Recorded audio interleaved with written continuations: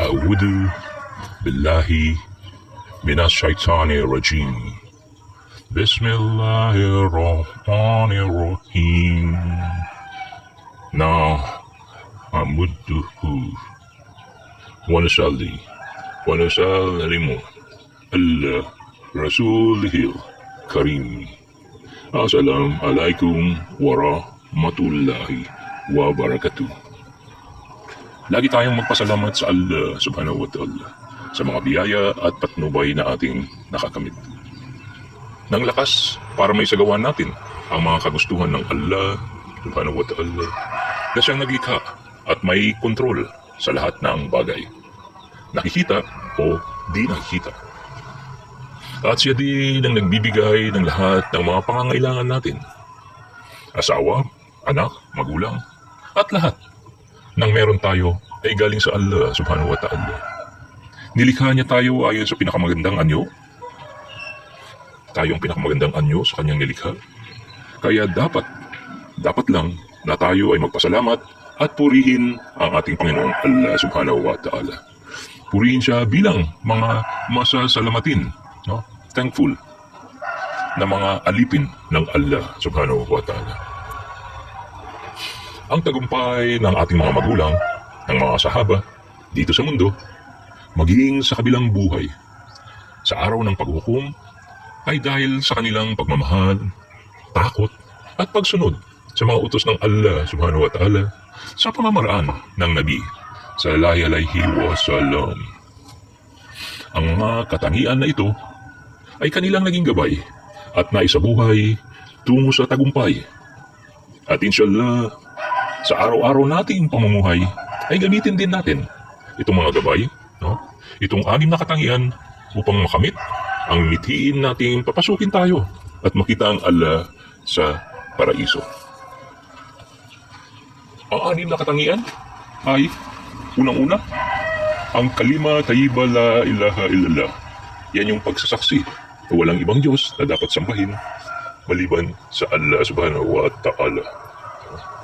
Muhammad Rasulullah, ang pagsasaksi na ang Muhammad ay alipin at huling sugo ng Allah. Ikamatos sala, ang pagsasagawa ng panalangin. Ating prayer, daily prayer 5 times a day. Elmo wa dhikr, ang kaalaman, karunungan at paggunita. Ikramul muslimin, ang ating pagtutulungan, pagkakapatiran, ang karangalan nating mga Muslim. Ikhlasunia, o yung sincerity ng ating intensyon, na ito ay bukal sa ating kalooban, ang ating intensyon. Bawat gawain ay ginagawa natin bukal sa ating kalooban at para ito sa ikasisiya ng ating Panginoon Allah subhanahu wa ta'ala.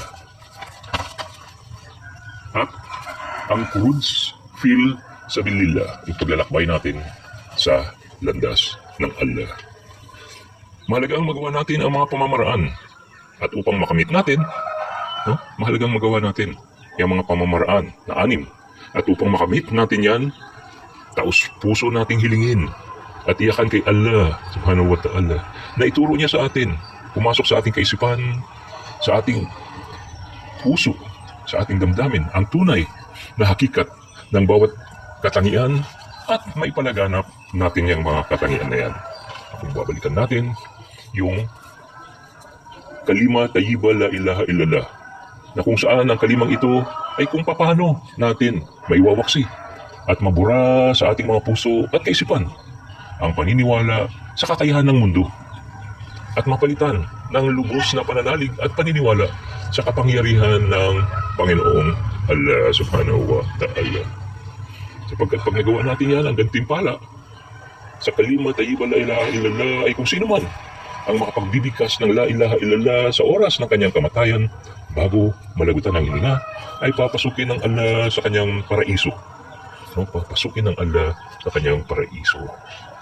At bukod sa pagpapalaganap nitong kalima, mahalagang maisagawa natin sa pamamagitan ng paglikom sa ating mga puso ang kakayahan at ang kapangyarihan ng Allah. Muhammad Rasulullah, kung saan ang layunin natin ay kung paano natin mapipigilan ang ating maling pamamaraan at pag-uugali na ating nakasanayan at mapalitan ito ng pag-uugali ng ating propeta. Dahil sa lahat ng pamamaraan at pag-uugali natin na nakakagisnan natin sa mundong ito ay mali. At tanging ang pamaraan ng Nabi sallallahu alaihi wasallam ang siyang tunay na tama at dapat nating sundin. Okay?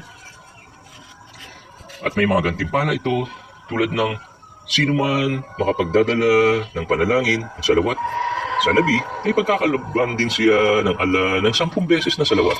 At ang salawat ng Allah ay ang kanyang mga kapatawaran. At para mapasa atin to, bukod dun sa pagpapalaganap at paghiling kay Allah na matutunan natin to, isagawa natin ang mga suna ng Rasul sallallahu alaihi wasallam na mula paa pakit sa ulo ay makikita sa buo nating katawan ang mga suna ng Rasul sallallahu alaihi wasallam. Ikamatos sala na kung saan nais natin na kung paano na sana isinasagawa ng mga sahaba at sabahiya ang pagdarasal, ang sala ay ganun din natin maisagawa ang mga oras, mga pamamaraan at lalo na ang sinseridad ng intensyon. Dahil kung sino man ang umalaga sa kanyang mga sala ay aalagaan din siya ng Allah katulad ng pag-aalaga niya kina Ibrahim at ang kanyang pamilya.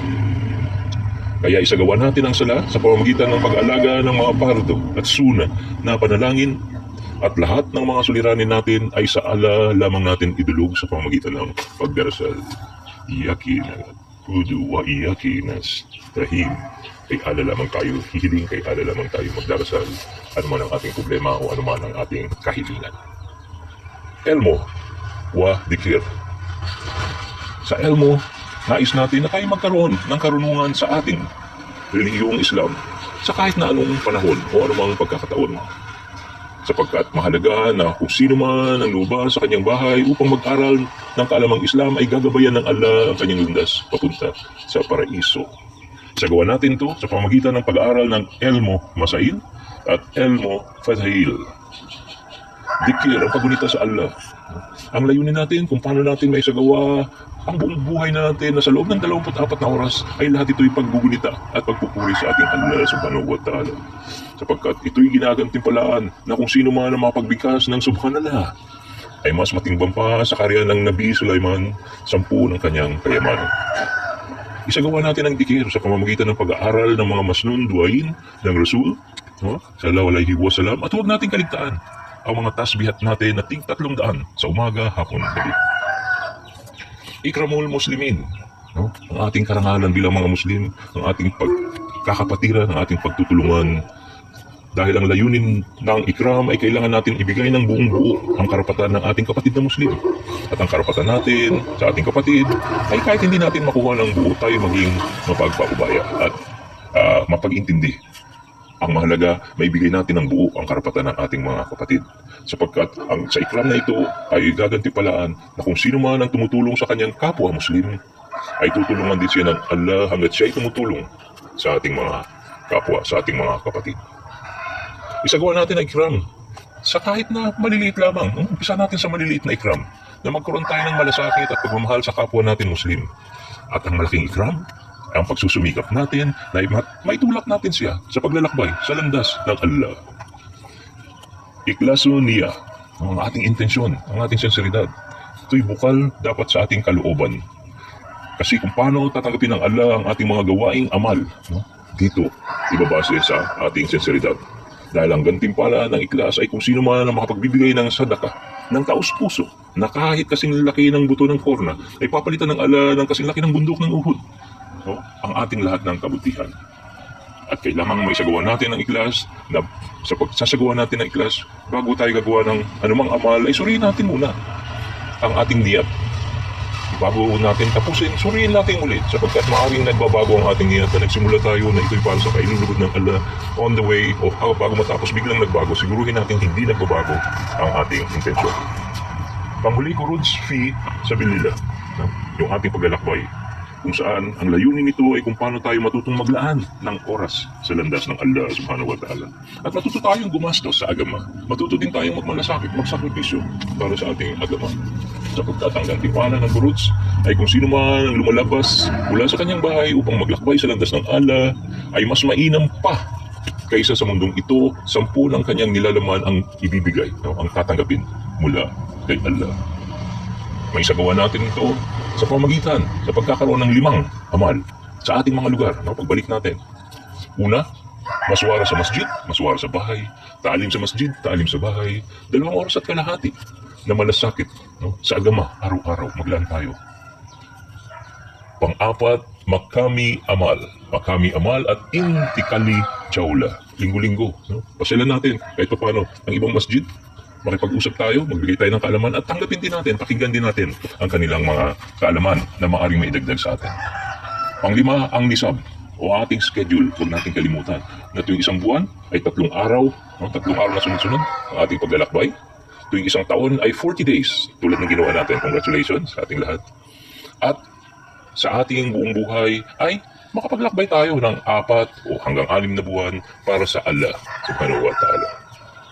Inshallah, pagniyatan natin lahat na makapaglaan tayo ng maraming oras sa agama ng Allah subhanahu wa ta'ala, no? Sa pamamagitan ng paglalakbay sa landas ng Allah.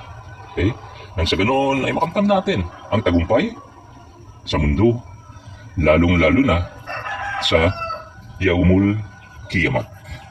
Inshallah, pinagniyatan ko at pagniyatan niya rin. Inshallah. Subhana Rabbika Rabbil Ijata Maya Sifun wa Salamun Alal Mursalin Alhamdulillah Rabbil Alamin.